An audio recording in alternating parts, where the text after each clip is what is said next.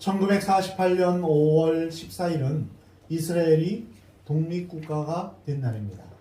2000년 동안이나 나라가 없이 떠돌던 유대인들이 꿈에 그리던 나라를 세운 날입니다. 이날 유대인들은 한 사람을 기억했습니다. 44세를 일기로 외로이 세상을 떠났던 테오도르 허츠이라는 분입니다. 그는 파리에서 언론인으로 활동했습니다. 자신은 유대인이면서 유대인으로 보지 않고 현대 유럽인으로 생각했습니다. 유대인이라는 사실을 나타내지 않고 세상 사람들과 함께 더불어 사는 것이 진정한 삶이라고 생각해서 그는 유대인이 믿는 하나님도 믿지 않았고 유대인 모임에도 참석하지 않았습니다. 그러던 어느 날 허츠리 존경하는 유대인이자 프랑스군의 장군인 드레피시가 반역자로 처형당하게 되었습니다. 드레피시는 유대인이었지만 유대인의 길을 포기한 사람이었기에 자신과 여러 가지로 이제 생각이 일치했던 사람입니다. 근데 허츠는 드레피시가 사형당하는 현장에서 군중들이 외치는 소리에 큰 충격을 받았습니다. 반역자를 죽이시오. 유대인을 죽이시오. 허츠는 드레피시가 처형당하는 이유가 반역자라는 이유보다 유대인이라는 이유였음을 보게 되었습니다. 이 사건 후에 허츠는 자신이 유대인이라는 사실을 벗어날 수 없다는 것을 깨닫게 되었습니다. 그리고 유럽인들은 이 유대인들을 멸종시킬 것이라는 그런 생각이 들었습니다. 유대인들이 살 길은 한 국가로 독립하는 길밖에 없음을 허츠는 알게 되었고 전 세계 유대인들을 향하여서 유대인의 나라를 만들자고 호소했습니다. 당시의 그의 꿈은 전혀 이루어질 것 같지 않았습니다. 생각해 보십시오. 2000년 동안 나라가 없이 전 세계에 뿔뿔이 흩어져 있는 그 유대인들이 어떻게 한순간에 모여 한 나라를 이루겠습니까? 이것은 정말 불가능에 가까운 일입니다. 신문에도 절망에서 나온 허황된 꿈이다 이렇게 평했습니다. 유대인 친구들조차도 정신 나갔다고 조롱했습니다. 그러나 포기할 수 없는 강력한 소망이 허츠를 독립에 미치도록 하였습니다. 다른 모든 것을 잃어도 계속해서 기다리며 외치게 했던 것입니다. 그렇게 불가능해 보이던 희망이 그가 세상을 떠난 지 44년이 지난 후에 이루어졌던 것입니다. 그의 기다림은 희망이었고 결국 현실이 되었습니다. 반면에 영화 암살에서 우리나라 독립을 위해서 일하다가 배신을 하고 일제의 앞잡이가 된 사람을 처형하면서 독립군이 묻기를 왜 조국을 배신했냐? 이 질문에 우리나라가 독립이 될 거라고 생각을 못했기 때문이다 라고 하면서 죽어가는 장면이 있습니다. 독립을 기다리다 지치고 절망하면 결국 포기하게 됩니다. 그리고 배신하게 되는 것입니다.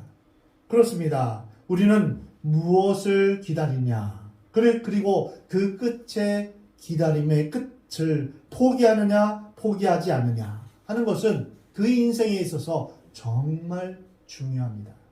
기다림은 더딜 수 있습니다. 그러나 더딘 것도 하나님의 은혜요 축복입니다. 오늘은 대림절 첫째 주일입니다. 대림절은 성탄절 전 4주 동안을 의미하는데요. 대림절의 유래는 한 나라의 왕이 특정 도시나 마을이나 한 집에 방문하게 될 때 먼저 사신을 보내어서 철저히 왕을 맞이하는 것에서 유래했습니다. 대는 기다리다, 림은 이제 임재하다, 강림하다, 오시다 이런 뜻입니다. 그러니까 오시는 것, 왕이 오시는 것을 기다리는, 준비하는 그런 절기입니다. 동방 박사들이 예수님의 탄생을 알고 준비하며 경배했던 것처럼 대림절 4주 동안 평화의 왕, 만왕의 왕으로 오실 예수님을 기쁨으로 경배하기 위해서 온 마음과 정성을 다해서 준비하고 기다리는 그런 기간입니다. 특별히 12월 한 달은 대림절을 어떻게 준비할 것인가, 보내야 될 것인가 이것을 생각하며 이 땅에 오신 예수님을 묵상하고 다시 오실 예수님을 기다리는 그러한 시간으로 갖기를 원합니다.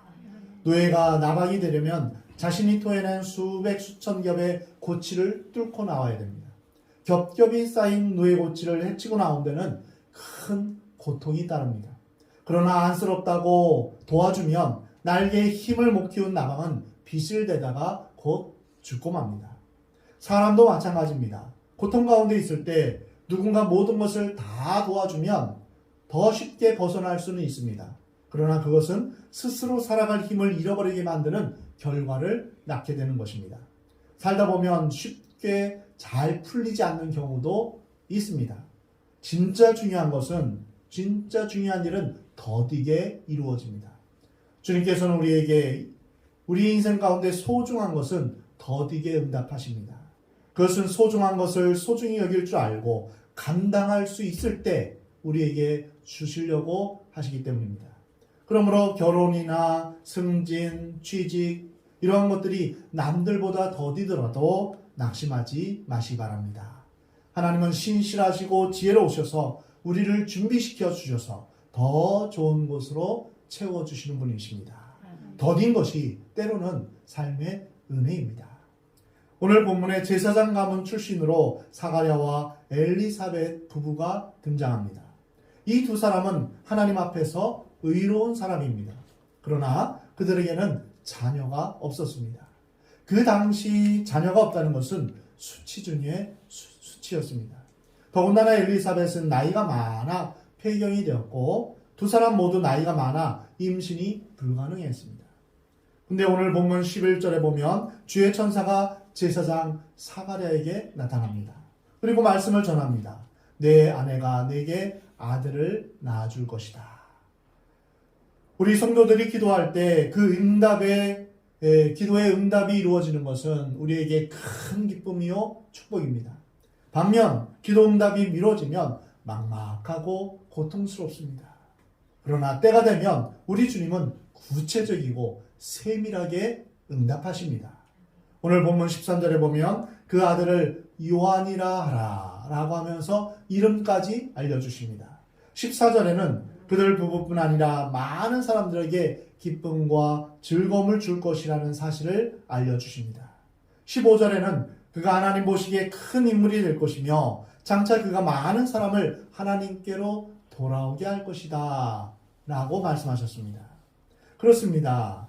그들 부부가 노년에 나이가 많이 있을 때 아들을 낳았지만 그것이 바로 하나님께 크게 쓰임 인물이 되었던 것입니다. 더딘 것 같지만 더딘 것이 아닙니다. 더딘 것이 나에게 유익이 될 수 있습니다. 아니, 더딘 것이 하나님의 뜻이요 하나님의 계획입니다. 빠르고 이른 것만 은혜라는 생각을 버려야 합니다. 무엇이든지 내가 생각하는 대로 잘 나가고 내가 되어지는 대로 빨리빨리 응답되는 것, 그것만이 능사가 아닙니다. 당장 무엇인가를 이루려는 성급함이 우리로 하여금 이성을 잃게 만들고 또한 감정을 격하십니다. 사실 성도 대부분 주님을 잘 믿습니다. 은혜도 받고 약속도 받고 응답도 받습니다.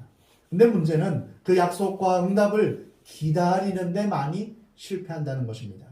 기다리는 동안 문제가 생겨서 믿음이 변질되고 신앙이 흔들리는 것입니다. 그리고 시험에 들어 방황합니다. 모두가 하나같이 성급하기 때문입니다. 사도행전 1장 4절에 예수님은 이렇게 말씀하십니다. 예루살렘을 떠나지 말고 내게서 들은 바 아버지께서 약속하신 것을 기다리라. 주님이 부활하신 후에 부활을 목격한 성도들에게 예루살렘을 떠나지 말라. 그리고 성령 강림을 기다리라고 말씀하십니다. 고린도전서 15장에 보면 주님의 부활을 목격한 사람은 500명이 된다고 말씀하셨습니다. 그들은 주님의 부활을 목격했고 주님이 승천하시기 직전 예루살렘을 떠나지 말고 성령을 기다리라는 분부를 들었습니다. 근데 사도행전 1장을 보면 모인 무리가 120명이라고 말씀하십니다. 주님의 말씀대로 순종하여 기다리다가 성령을 받은 사람이 120명이라는 것입니다. 500명이 예수님의 부활을 목격했지만 성령 강림의 복을 받은 사람은 120명 뿐이었습니다. 나머지 사람들은 어떻게 되었습니까? 기다림에 지쳐서 기다림에 실패해서 대부분 갈릴리로 돌아갔던 것입니다.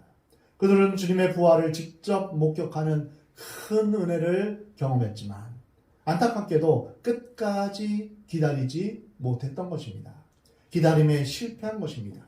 그러나 끝까지 남아서 기다린 사람들은 약속대로 성령을 받았습니다. 우리의 마음 가운데 성령이 임하기를, 또한 성령의 충만함을 위해서 기도하고, 그리고는 우리는 기도해야 하며 기다려야 됩니다. 이 기다림 가운데 성령이 우리에게 임하시는 것입니다. 그리고 그들은 하나님의 임재를 체험했습니다. 그들은 기다림에 승리한 사람들입니다. 시편 40편 1절에 내가 여호와를 기다리고 기다렸더니 귀를 기울이사 나의 부르짖음을 들으셨도다. 그렇습니다. 신앙의 본질은 기다림입니다. 끝까지 기다려야 됩니다. 우리가 기다림에 실패하면 우리의 믿음은 헛된 믿음이 되어버리는 것입니다. 마지막까지 기다리지 못하면, 인생을 쭉 살다가 마지막 그 순간에 기다리지 못하면 믿음이 변질됩니다. 끝까지 기다리는 것이 정말 중요합니다. 이사야 30장에 보면 대저 여호와는 정의의 하나님이시라 그를 기다리는 자마다 복이 있도다. 여러분은 누구를 기다립니까? 무엇을 기다립니까? 하나님의 구원, 하나님의 임재, 하나님의 나라를 기다리는 여러분 되시기 바랍니다. 그래서 여러분 가운데 하나님이 주시는 복이 여러분 가운데 충만히 임하기를 주의 이름으로 축원합니다. 우리가 기다림에 성공하면 우리의 믿음은 복된 믿음이 되는 것입니다. 아니, 축복이 됩니다. 그렇습니다. 이르고 빠른 것만이 은혜가 아닙니다. 더딘 것도 삶의 은혜입니다. 네덜란드의 신학자 하켄리 교수는 독일군을 피하여 산으로 도망하다가 일행과 헤어져 외롭게 어느 동굴에서 굶주림과 추위로 죽은 한 유대인 소녀의 메모장을 세상에 알렸습니다. 외로움과 굶주림, 추위 가운데 죽은 한 소녀의 손에 종이 한 장이 쥐어져 있었는데 이런 글이 적혀 있었습니다. 나는 지금 햇빛을 볼 수 없으나 저 밖에는 분명히 햇빛이 있음을 믿습니다. 지금 하나님은 말씀이 없으시나 분명히 이 하나님은 동굴 속에 계심을, 나와 함께 계심을 믿습니다. 지금 나는 가족들과 친구들의 소식을 모르지만 분명히 하나님 나라에서 다시 만나게 될 것을 믿습니다.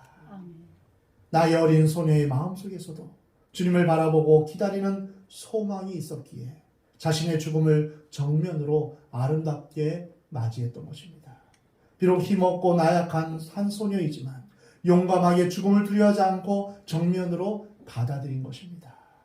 신앙의 기다림은 세상 사람들의 헛된 꿈을 기다리는 것과 차원이 다릅니다. 전혀 다릅니다. 우리의 소망은 죽은 소망이 아닙니다. 이 세상에서 없어질 소망이 아닙니다. 산 소망입니다. 영원한 소망입니다.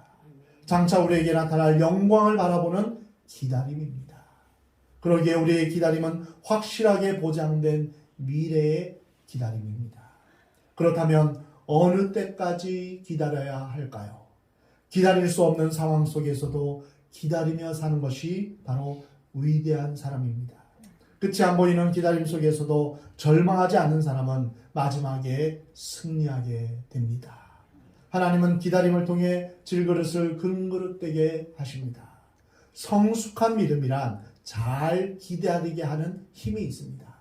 뿌리 깊은 영성이란 기다림의 영성입니다.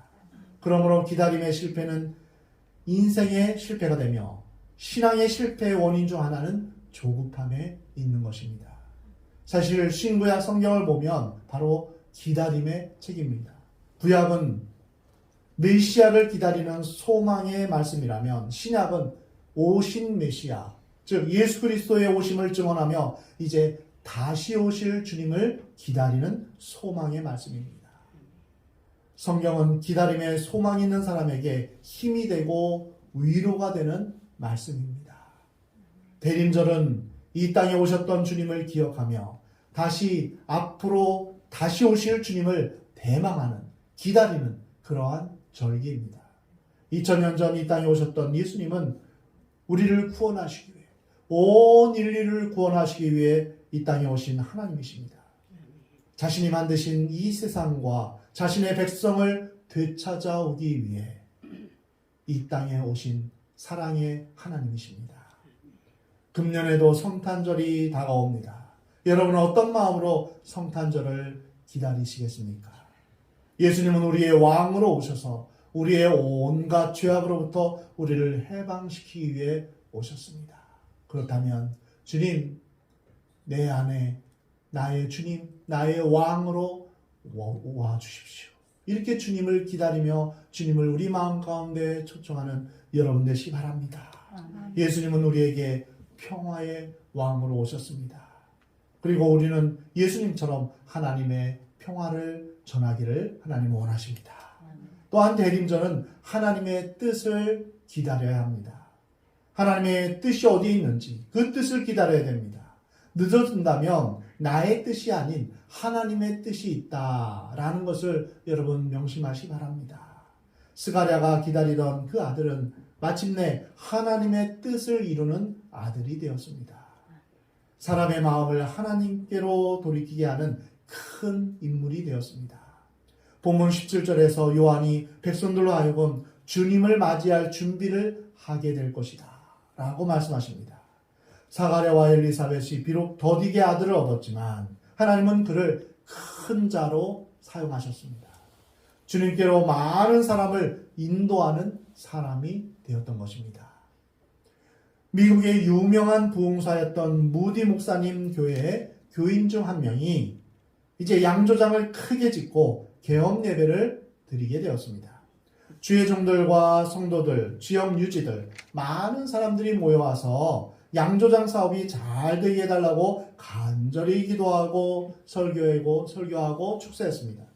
그리고 마지막 순서로 축도 시간이 되어서 순서를 맡은 무디 목사님이 나오셔서 이제 두 손을 높이 들고 축복 기도를 합니다. 오 하나님, 이 양조장이 오늘 예배드리고 내일부터 문을 열게 됩니다. 하오나 이 양조장 문이 열리지 않게 하여 주시옵소서. 이 문이 열리면 엄청난 술이 생산되어 수많은 청소년들이 이 술을 마시고 타락하게 될 것입니다. 수많은 어린들이 술을 마시고 취하면 제정신이 아닐 것입니다. 오 하나님이여, 제발 오늘 밤 이 양조장 주인의 마음을 감동시켜 주셔서 이 양조장 문이 내일 아침 열리지 않게 하여 주옵소서. 무디 목사님이 이런 축도를 하자 분위기가 갑분싸가 되었습니다. 갑자기 분위기 싸늘한 이제 갑분싸가 되었습니다. 사람들은 예배 후에 축하 파티를 하려고 하다가 모두 당황하여 뿔뿔이 헤어지고 말았습니다. 분위기가 엉망이 되고 양조장 주인은 밤새 고민하느라 잠 한숨 못 자고 그렇게 하나님 앞에 기도했습니다. 새벽에 조용히 기도하며 하나님의 뜻이 무엇인지를 주님 앞에 물었습니다. 그때 하나님의 감동이 물결치듯 그 마음 가운데 오게 되었습니다. 그리고 하나님 앞에 양조장 문을 열지 않기로 뜻을 정하고 작정했습니다. 그리고 그 건물을 무디 목사님 사역에 바쳐서 양조장이 그때부터 세계를 변화시키는 하나님의 도구인 무디 신학교가 탄생되었습니다. 하나님의 뜻을 기다리면 우리의 생각과 너무 다른 것을 보게 됩니다. 우리는 기다리되 하나님의 뜻을 기다려야 됩니다. 인간은 양조장을 세워서 크게 돈벌이를 하려고 했지만 하나님을 기다리다 보니 하나님은 그것을 신학교로 변화시켜서 수많은 젊은이들에게 신학교육을 시켜서 주의 종이 되게 했습니다. 미국 시카고에 가면 그 무디 신학교가 아직도 운영되고 있습니다. 수많은 선교사와 주의 종들을 배출하여 지금도 세계를 움직이고 있습니다. 그렇습니다. 우리는 하나님의 뜻을 기다려야 됩니다. 여러분 대림절을 맞이하여 여러분 조용히 하나님 앞에 독대하며 하나님과 1대1로 만나며 주님, 저를 향한 하나님의 뜻이 무엇입니까? 제가 어떤 삶을, 어떤 길을 가야 될까요? 제가 어떠한 습관을 들여야 될까요? 주님 앞에 물으시기 바랍니다. 그리고 주의 음성을 들으시기 바랍니다. 주님 앞에서 주님, 저는 주님의 것입니다. 주의 뜻대로 되기를 원합니다. 우리가 정말 주의 종이라면, 예수님이 우리의 왕이시며 주님이라면 그 뜻을 따라 순종해야 하는 것입니다.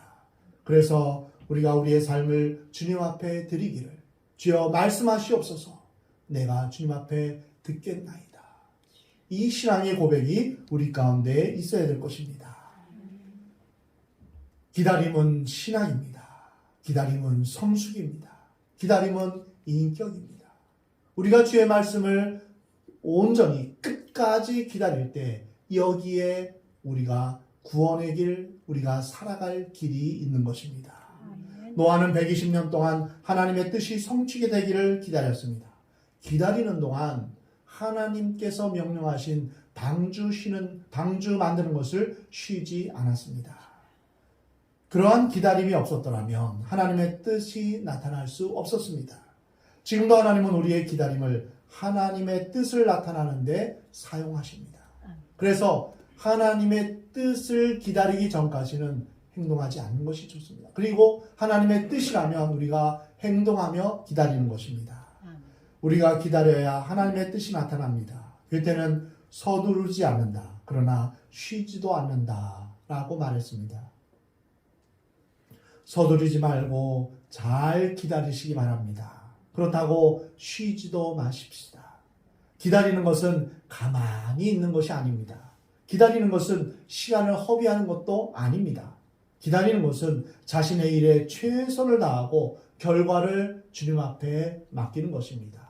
주의 나라와 주의 영광을 위해 내가 어떠한 삶을 살아야 될까요? 주님 앞에 묻고 또한 그 하나님의 뜻 가운데 내가 헌신하며 주님이 이 땅 가운데 또한 다시 오실 그 주님을 기다리며 살아가는 것입니다.